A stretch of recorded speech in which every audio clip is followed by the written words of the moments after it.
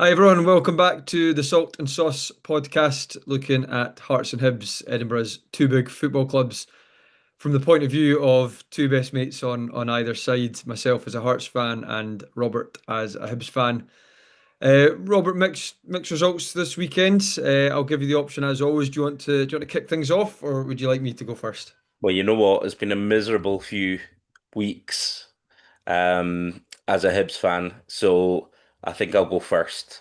Yeah, go on, mate. Go on, mate. You won. You were away at St Mirren. We both said last week it's going to be a tricky tie. Um, the scoreline of 3-0 suggests otherwise. The overall performance suggests otherwise. There is obviously one other talking point that we'll come on to. But give me your thoughts of the game. Well, obviously, I'm absolutely delighted. I'm delighted to be wrong, because I was very negative in the last pod, and I just thought the way we were playing, the way St Mirren were playing, as I said, it couldn't have come at a worse time. The fact we were giving kind of easy goals away. Mm, Not obviously, if I when I stepped back and I looked at it, Aberdeen away, Livy away, 4 points. It's not the worst, but I think the manner of the draw against Livy just yeah, left me kind of negative going into it. And St Mirren league form hasn't been great, but even after I saw them like destroy Motherwell at Hampden as well, I was thinking I know. this is going to be this is going to be a really really tough tie. And look, it was. The 3-0, I actually don't think flatters us. But obviously there were moments within the game that did go for us when perhaps in other games where we've dropped points, they haven't been going for us.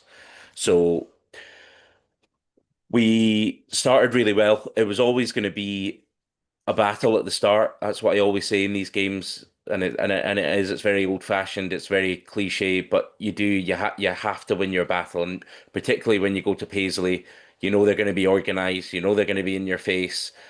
You have to be calm on the ball, but you also have to kind of meet fire with fire, win your second balls, put them under pressure. And almost, I think Robinson said at the end of the game, we beat them at their own game.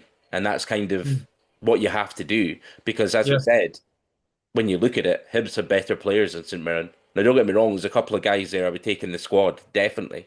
Mm. But player for player, and looking at the budgets, Hibs should be beating St Mirren. They should. I mean, three nil though is convincing. I mean, and it's by far and away. I've not looked at it officially, but I imagine that must be the most convincing win at Paisley for any away side for quite a while. Yeah. And a team's been due that from Hibs because, as we've mentioned, we've been so wasteful.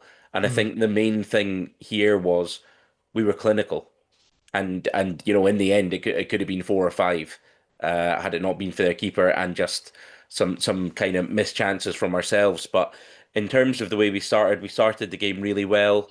um really good tempo, really liked the look of us getting the ball wide. The kind of opening 15 minutes I was a little bit worried because we were doing the right thing that we'd obviously worked on, getting out to Cadden, Mm. but Cadden's crossing was kind of off in the Yeah. first half. But as we'll go on to say, he kind of grew into the game and got better as the game went on.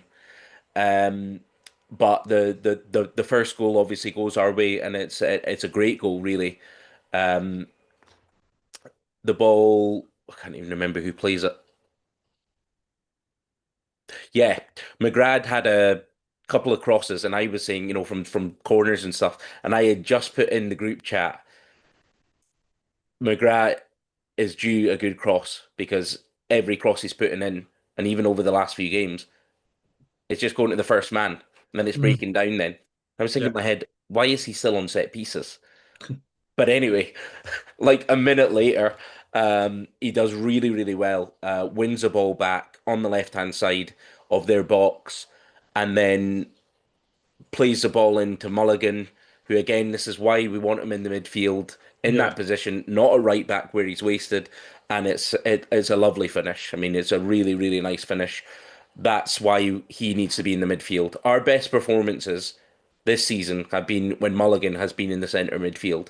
He's Yeah. just a huge player for us, and when he's not there, it just feels like there's a huge hole in there because he gets up, he gets down, he can finish, and he's kind of all action. So that's a prime example of why we need him in the midfield and not right back. No, Mulligan's got. I really like a midfielder that can do a bit of everything.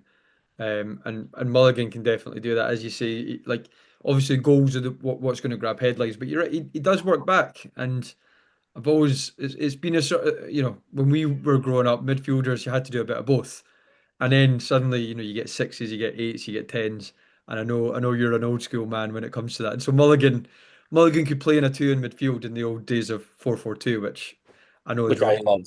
That's right up your street, isn't it? But he's that kind of all action midfielder. And even in the latter stages of the game, he's in, I think it was the 83rd minute, he's bombing forward to try and get a goal again. Still got the energy in that tank to get forward, the drive. And I just feel when he's in there, he drives us forward. And obviously he's a nightmare for opposition because he doesn't stop running, whether it's to get back or whether it's to help the attack as well. So great, please keep him in the centre of midfield. And Um, we know he listens to the podcast as well. So exactly, because as and I'm pleased for both Cadden brothers really because they both come in for a bit of criticism, but um, the way it kind of played out was really, really good for them because Nicky Cadden's getting back to form, and obviously Chris Cadden gets a goal as well. But obviously, I'm jumping the gun. We're 1-0 up, and obviously there's a bit of controversy, which I know you'll probably want to talk about. well, the reason I wanted to talk about it genuinely, I can't. You do want to kind of tease your opposition or your rivals if Yep. they've had a bit of luck. But it's kind of hard to do that given that we had a bit of luck at the very same ground very recently. So honestly, I was going to bring it up only because it is a big talking point. And actually, the thing I was going to say is, if you're a St Mirren fan, having those two decisions against you in a week, you're raging. Yeah, and you are raging. And look, I mean, I think it's more of an offside than what the Livingston goal that was chalked off for Hibs was. That's what I'll say. Now maybe the green specs are on for that one, but from the angle that I saw, he does look marginally offside. Now, I'm not going to be a hypocrite because again, you want to see goals, and obviously I was delighted it wasn't Yeah, given.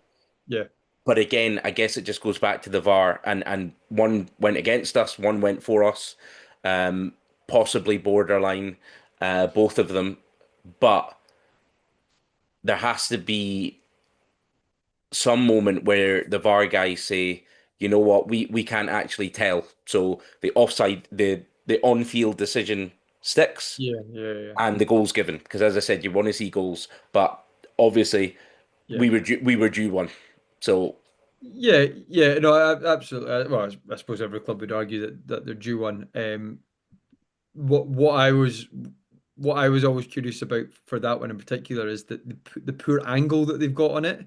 I don't see how yeah. you can call an offside from there. And I know they draw lines, but again, it's like what we spoke about before. There's how much time the foot is in contact with the ball. Mm. What counts is when the foot leaves the ball. Um, but even then, it looked like he was actually behind the ball rather than Hanley's foot, and I think that was the controversy. And it was almost like they drew the lines, but forgot to count the ball, and they just used it from the deepest defender. And I generally think the VAR team have actually made a really basic error there in forgetting the rule about being behind the ball. If you're behind the ball, you're onside. Yeah. But listen, I get your point. It's not as if it's a I don't think you can either even say definitively it's wrong. What you can say is if you're a St Mirren fan, you're pretty peeved off with it. And I think even as a Hibs fan, you're willing to admit that's a bit of luck that's gone your way that could have easily gone the other way. Yeah, yeah, absolutely. I'm Yeah. happy to admit that. But on the other hand, after the Livingston one, as I said, I'm That was miles offside. I didn't feel guilty at all. Sorry, St Mirren fans, but yeah, we were due that. And obviously Look, it could have been a big moment because if they score at that moment in time, obviously the game changes then. Yeah, Whereas the longer we stay ahead, the more they have to throw bodies forward. And as I said, Hibs are best when we're counter-attacking.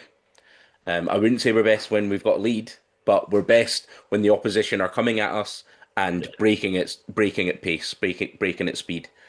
Um, so that was, the rest of the first half after that. Hibs, I felt, were in control of the game. I think St Mirren were reasonably poor. Again, not a lot in it, a few shots here and there after the goal and after the VAR incident, yeah, but St Mirren at no point, maybe the 10-minute spell after second half where they put us under pressure, but at no point through the game was I thinking we're we're under real pressure here. We're going to concede because unlike the Livingston game, we just look more solid. We look more solid defensively. I thought Rocky, Hanley, even Iredale had a really good game at the back. Salinger made some good stops. Again, nothing kind of world beating, but just solid. And what I really liked about Salinger in this game was obviously some work had been done about St Mirren putting balls in the box. And what you want is your keeper to be big, command your box, come out, grab it with two hands and take the pressure off. And I just thought he did that. So he did the basics, as I said, as a keeper really, really well when we were actually under quite a bit of pressure at times. Without, as I said, feeling like they were bombarding us. I always felt like we were in control of the game, but I did know there would be moments where St Mirren would obviously create chances. the, I suppose the thing I'm going back to, and correct me if I'm wrong, was their disallowed goal the controversial one? Would that not have put them 1-0 up rather than 1-1?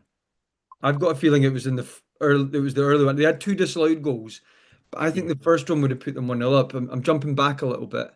I know on that, but I'm just it was your point there about goals change games. Yeah, And I'm wondering if they could bring it back to 1-1, the Hibs, given that they played better, probably go on and win it. But at no, 1-0, I'm I'm pretty pretty sure they sure. were 1 up. No, I think it's the first one. It's the Mm, first one after four right, minutes. wait, I'm checking it. Go on then. The reason I bring it up and challenge you on it is I know to be honest, you'll probably still have the same viewpoint on it in terms of we were due a bit of luck, but I think it's a bigger slice of luck No, to you're not right. go 1-0 down. You're right. They did have two disallowed goals, so I wonder if you're just Yeah. mixing them up. No, it was a Marcus Fraser after five. Yeah. So that was third or fourth minute. Yeah. No, that's true. So So yeah, you're right. If they go 1 up after are 5 minutes, it's obviously a different game. you changing your tune on how you feel? Are you apologising to the St Mirren fans? No, not at all. Not at all. We still Listen, deserved across the piece to win the yeah. game.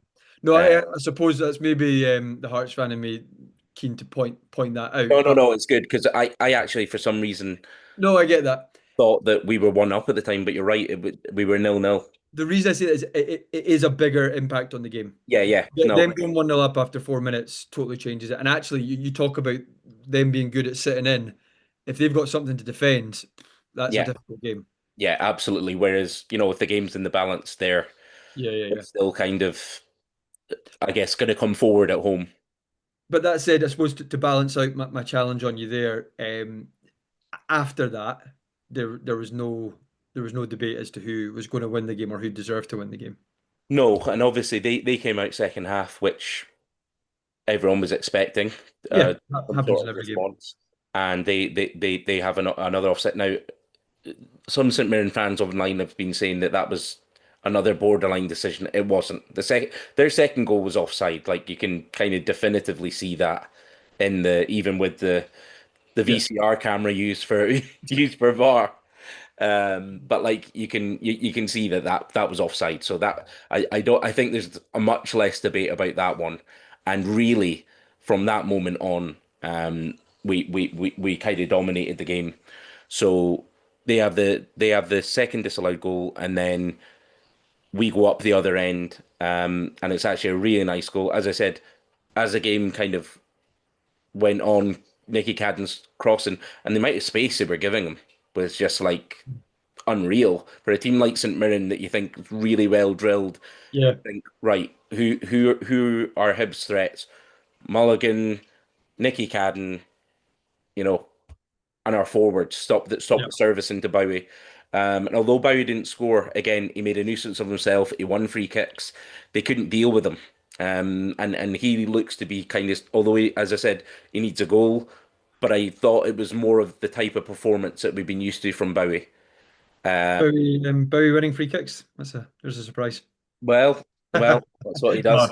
tongue in cheek, tongue in cheek. And it was a really nice finish. So Nicky Cadden, again, not his best cross and I think probably the St Mirren defender will be disappointed that he's let that kind of run across him.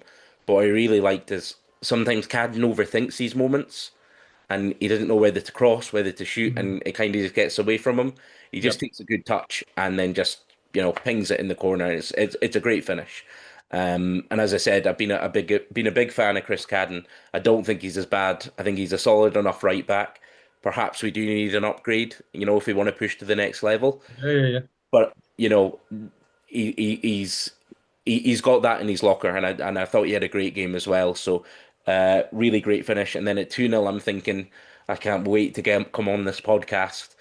But what I would say is obviously 2-0. You're always thinking if they get one, Oh you yeah. know, it would have all changed. But as I said, Hanley, Salinger, our back line was really solid.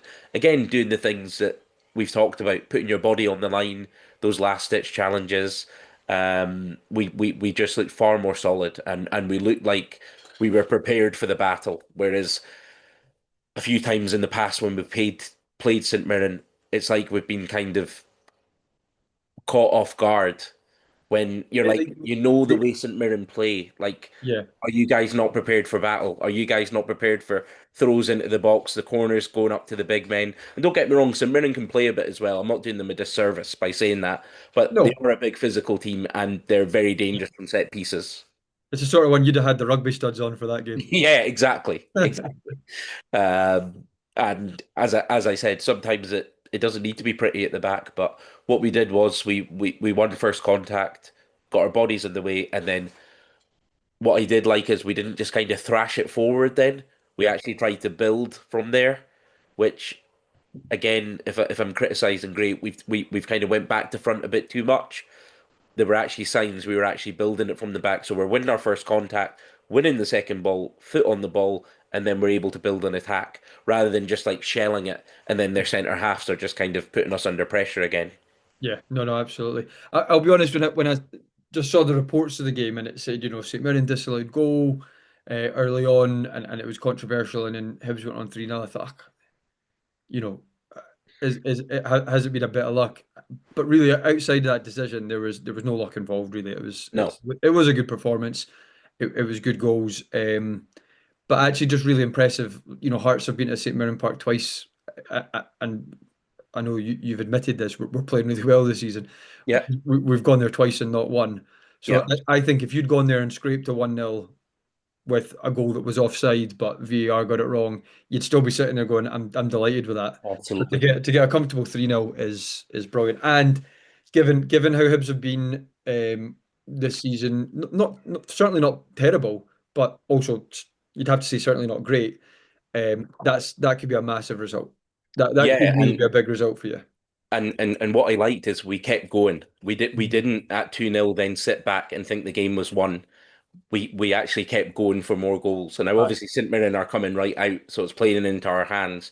We brought the likes of Campbell on, and look, I know I've There's criticised the him. alert. He was really good. Yeah. He came on and he was actually really good. He kept the ball, kept it moving. He should have probably scored. But that again is the type of performance that we need from him.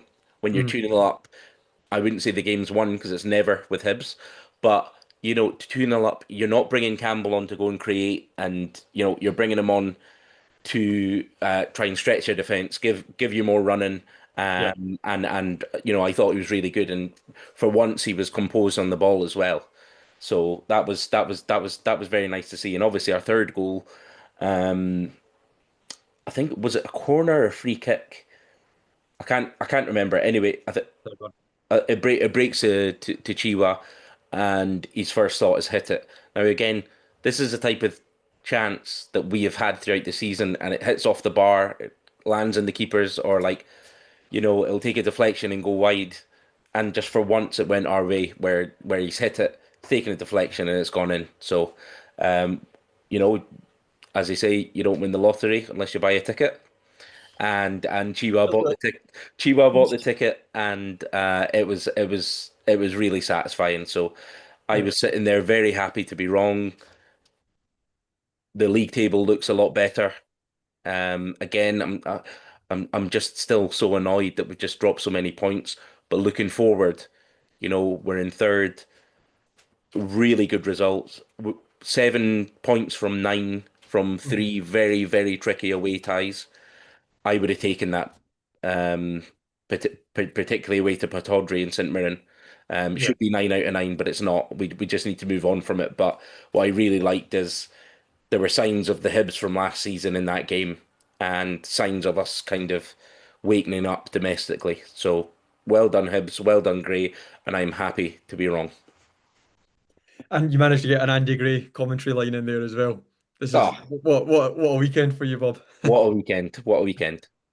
Um, less good weekend for Hearts, obviously. A frustrating one. We drew at home 1-1 with Dundee United. Did you draw? We drew, Robert. Yeah, you should know all Oh, you about it, mate. did. Ah, right. Okay. Okay. This is You, this is a nice change, Stuart. you've had loads of them, mate. You know exactly what I'm talking about. Um, yeah, no, it was a frustrating one. I can't sit here and say we deserved much more than a draw. To be honest, we weren't bad. We had more of the ball and we were definitely in their half a lot more than they were, but without really creating a massive load of chances. We were having things like balls getting played through and then just getting a tackle in at the last minute. So you're not getting the shot in. So is it really a chance? We're having ones where the ball's getting crossed in and they're getting a half clearance on it, but it's then landing at another one of their players to get the full clearance. Or the one time it finally did break for a Hearts player, they're getting a block in.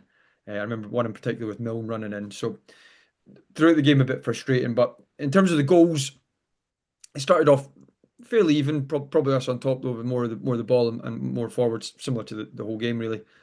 And it's although it's an own goal, it's a really nice effort from Kizardidis. I thought he should have hit it first time. I was sitting in the stand the other side though, so hard to see. But I thought he should have hit it first time. He took a touch. I thought, "Oh, you're going to get closed down," but no, it's a beautiful effort. Okay, it hits the post, and it wouldn't have gone in had it not hit the keeper.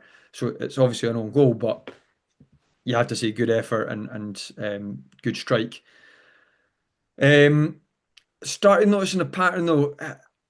This is going to sound it's going to sound bitter, dropping points and having a go at the ref, but I was so frustrated with John Beaton. I really, really was. Dundee United did what I would want Hearts to do in that situation, and Hibs have done it as well, where you take your time getting back up from a foul. You pick up the ball up for a throw in, and then someone else comes over and takes it. You steal yards, so the referee pushes you back. Goalkeeper goes to the other side to take a goal kick. The dark arts. Exactly, and Jim Goodwin he loves it. He's the only man who loves it more than you do. Yeah. And I mean, there was one time their keeper went to take a goal kick after 20 minutes. It was still 0-0, and Beatons went up to him and he's given that big symbol as a no more, or next time I'm booking you. That was after 20 minutes. I mean, if anything, they got worse throughout the game, and he didn't do a thing. It was so frustrating. Um, but I the love I reason, love I loved Beaton's performance. I just want to say that. yeah, I'll bet I, you did. I thought he had a great game. Yeah, no, he did for some teams. Um, but like, don't get me wrong, again, it sounds like I'm saying that's why we lost. Yeah. It Sorry, doesn't help. that's It why we doesn't dropped help. points. Yeah. Well, yeah, it doesn't, and actually, but their goal comes from McEntee goes out and wins a header. I maybe don't want to watch it again, but certainly from what I've seen, there's no foul in it. That their guy's standing, McEntee's running, and so of course the guy's going to get knocked over. They get a free kick, that becomes a corner, and the corner scores. We should defend it better. Stevenson's got a lot of space at the back post. We've not got a man on the post again, one of your favourites. So yes, we have to look at ourselves, but again, it doesn't happen if Beaton just doesn't make an arse of it basically and give a free kick for nothing. And that was just a theme of the game. I was starting to think like, is he is he deliberately giving Dundee United free kicks for this stuff? No, I don't think that's the case because that you're talking about conspiracies at that point. But surely you need to be smart enough to see when a team's doing that. And Beaton's refereed a lot of games, and I mean I've only ever played basically amateur or junior football or anything like that, and even at the level I've played at, you know exactly what they're doing. Mm, And same with yourself, Rob. You know you played at a good level or an all right level, but certainly nothing like the SBL. You know exactly what people are up to. Surely referees know about it. There's been worse for that. You're thinking like Mourinho teams, and there's been worse refereeing performances. But I just couldn't help but thinking, surely you know what's going on here. yeah. So that definitely doesn't help when you've dropped points. If we get like a late winner, I'm probably sitting here going, delighted. I honestly feel like I would have still been talking about the ref though, even if we'd got the late winner. That's how annoying I was finding. So hopefully it doesn't sound too much like sour grapes there. It is just my genuine assessment of being at the game. In terms of that result overall, obviously you want to win, especially if Hearts are readjusting their ambitions this season based on how we've done so far. Um, you want to be winning pretty much all your home games, with maybe a couple of exceptions. The fact is, we didn't lose it, and we could have done. They had three offside goals. Now they're all offside, so that's kind of the end of the discussion, and it's pretty obvious as well. But you know, offside goals are still a wake up call, and they're still close to being a chance or whatever. And I've said that when Hearts have had them. Um, so it could have easily been a defeat, but that's still no defeat since the end of April in the league, um, or really in any competition if you don't count a penalty defeat. So it's still really promising. It's still really positive, and just take it on the chin as not not a bad day at the office, but not a great day at the office either. And no Halkett or Beningame. No, Halkett played, and that was another one. But he's injured, is he not? No, no, Halkett was back in. Halkett was back in. Beningame injured maybe for a month or two, unless Halkett's picked up something in the game, but I've not Yeah. heard anything. But that was another. He got booked for a great tackle, a really good tackle. He won the ball clear as day, not even a free kick, and he got booked for it. And A lot of Hearts guys online are saying there was a Beningame hole in the middle of midfield today. yeah, I think we Or missed not him. today, during the Yeah, game. yeah. No, I think we did miss him. He is a classy player. Devlin was brilliant. Devlin was our best player. He was unbelievable, the energy, and again better on the ball than he's been. If I had to, do you know one person I was keen to call out actually would be Aju, our new signing, which is harsh because he's been injured and he's not played much. Sometimes though, if you think you've got a player who's meant to be a real class act, even if they're not fit, and you just see 20 minutes, you think, right, there's a player in there. We just need to get him up to match speed. I'm not seeing anything about that. Magnus, when he came in, I've been a wee bit critical of him. I get he's probably another guy. I don't really quite see it yet. He did okay. He kept the ball. He kept it moving, neat and tidy. Um, but was he as good as Beningame? No. So that was a downgrade. He started. But there was even points when he was in decent space to get the ball, even if he's just going to bounce it back to the defender. But he's pointing, telling someone to pass it to someone else. And I'm going, no, Hiding. exactly. And I'm going, mate, you need to be getting on the ball, even if you're not fully match fit. Um, I think the kind phrase you would give him would be adjusting to the pace of the Scottish game. I think that's the Mm. kind phrase that people use. Listen, he might still come good. I'm yet to really see him do anything in the games that he's been on that makes me think this guy's a brilliant player. There'll be some people who will say, "Oh, come on, give him a chance." Mm. Obviously, I am. I Yeah. just that it was a wee bit disappointing that when he came on, not so much not being up to speed with the game. That's fine, but shirking responsibility a little bit doesn't sit well with me. So I would call that out a little bit, I guess. And that's where Beningame, if he's fit and plays the full 90, uh, he'd just be brilliant at breaking things up and moving the ball and doing what he's been doing all season, basically. Him and Devlin.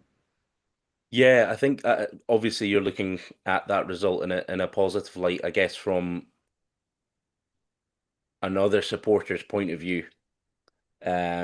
Obviously, Mhm. I was delighted to see Hearts drop points, even Yeah, though Dundee United are in and about us as well. Like they're not a million miles away from third yeah, themselves. But obviously, my main thing for this season is I I want Hibs to finish it.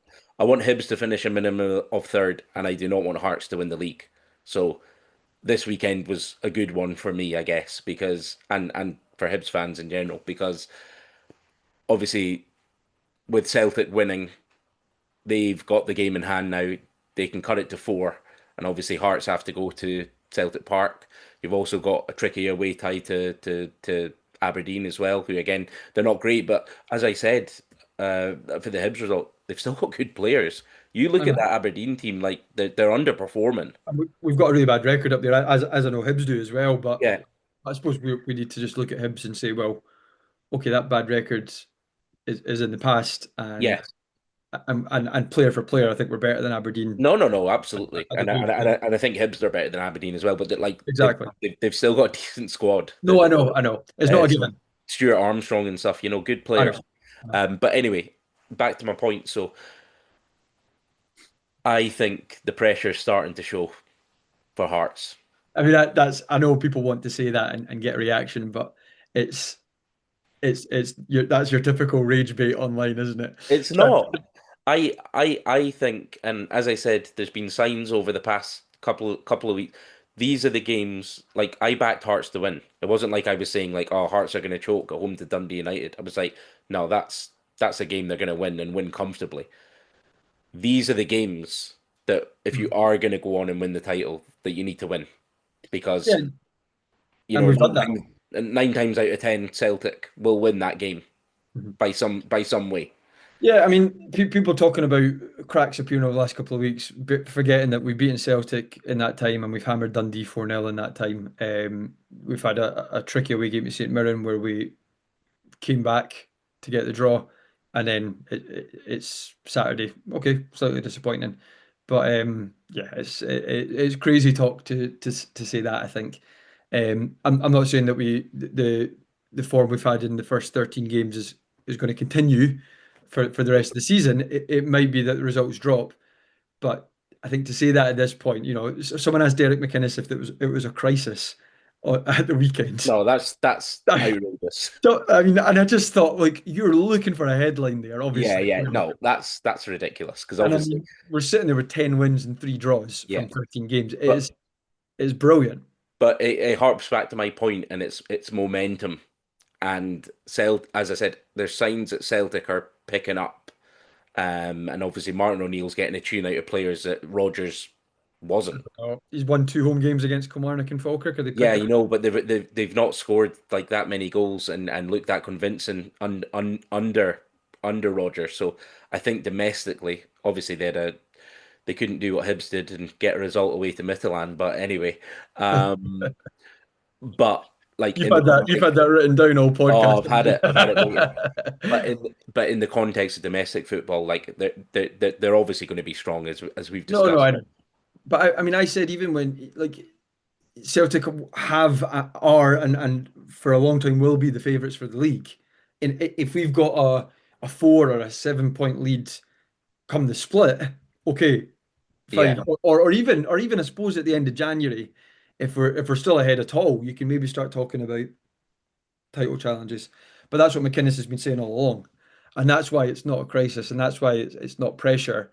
Nobody at Hearts has been saying, we're invincible or anything like that. But the truth is, we're at the second international break, um, unbeaten. And that's really impressive. Even if you've got more draws in there than wins, Oh still, no, that's absolutely. a resolution and a resilience that's impressive. But yeah, I mean, I know this isn't your word, but whoever it was that asked the question about the crisis, there, that's that's an Edinburgh Live or a Glasgow Live headline. I would say it's not a crisis, but it's more evidence for me Hearts are not going to win the league.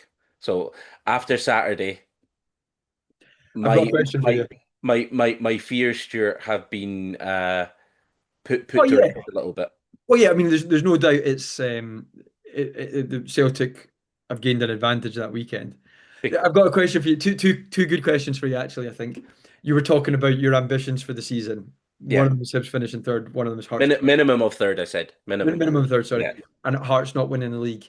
Um, So there's two things with that. One, in order for Hibs to finish third, you need to finish above one of Hearts, Celtic, or Rangers, Yeah.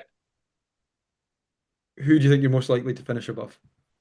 If you finish third, On on current form. Now, just now just just based on the season and what's still to based on the come. season so far, it'd be Rangers. I think Rangers look the poorest out of No, but Celtic, I Hearts, think and Rangers. I think that's reasonable. Obviously, it depends on Danny Rowley. He's made a Yeah. decent start actually. But next question then: would you take Hibs finishing third if it meant Hearts finish first? No. No, I wouldn't. Okay, what about Hibs finishing bottom six and Hearts finish second? Or what we If if you've like the way I don't know for whatever reason the last game of the season mm, and you if you lose to Celtic or last game before the split, sorry, if you lose to Celtic, it puts you in the bottom six, but it puts them above Hearts or whatever, and they see the season I'd take it. out. Hearts winning the league is like, and So you'd cut off your nose. I'm sure you'd be the same. Like even I like don't know, but the heart. that is honestly the difference. Is I don't know that I would because what Oh, you're you doing would, there is Stuart. no, but what you're saying there is your dislike of Hearts is stronger than your like of Hibs. No, it's not. It is. You'd rather Hibs did poorly than Hearts do well. But if it's a case Yeah, of sorry. if it's a case of like getting sixth or it being in the bottom six or your rivals winning the league, like But you could you're get top taking six that. and challenge for Europe. Maybe it's a tight top six. I'd let it go for a season. Now Re, re, re, rebuild in the summer. that, ladies and gentlemen, is the we team mentality. Well, as I said, there's no way, Stuart, that sitting there you would want Hibs to win the league. Like, there's just no Well, way of course, under I any. don't want No, Hibs to no. win the league. But if there was a scenario where Hearts could lose and effectively like put Hibs out of the running for a title, you would take it. It would depend on the Take the hit. context. If it stopped Hearts getting European football or whatever, or it really had a big impact on Hearts. No, again, I support Hearts first, and part of that is a rivalry with Hibs. In the same way that there's a bit of a rivalry with Aberdeen and Rangers and Celtic and all that. But no, I genuinely, if Hibs went and won the league, obviously I'd be gutted, and you'd have to just sit there and take it. But if it meant Hearts got third or second in a really crazy season, I support Hearts first and then want to, stick it to Hibs after. Okay, put it this way. I could handle Hearts finishing second if we got third. I could handle That's Hearts getting Champions League qualifiers if Hibs finished third. that's because you've already seen us finish second. But first is a different kettle of fish. Oh God, but do you know that we're a couple of weeks from me asking, would you take Hibs getting relegated? That's different. That's yeah. I wouldn't take us getting relegated, Oh no, but tell you what, if Hearts are still top of the league in April, I'll ask you then. right. Right, on that note, Rob, that was good fun there, if nothing else. International breaks, so no games to look forward to just now, but we'll be back next week to discuss the next round of fixtures after that. You've got some Clark ball to look forward to, Stuart, in the meantime. I know I'm actually for my sins as well going to the Denmark game on Tuesday, so wish me luck. Bring the tissues. Yeah, exactly. I know. Right, folks, we will see you next week. See you next week.